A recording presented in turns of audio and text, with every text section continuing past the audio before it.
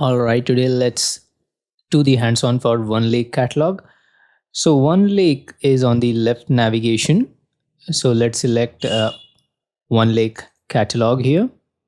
So OneLake Catalog, or the it's kind of like the central place to discover the data sets across Fabric.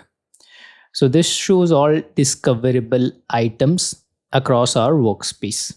So this is the if we want to look at the reports, I can select here reports all types.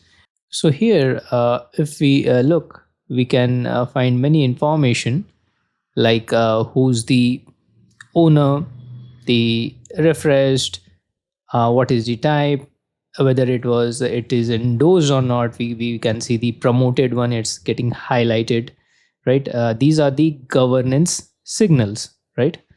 Now let's move on to the dataset part, data part. I'll select all types.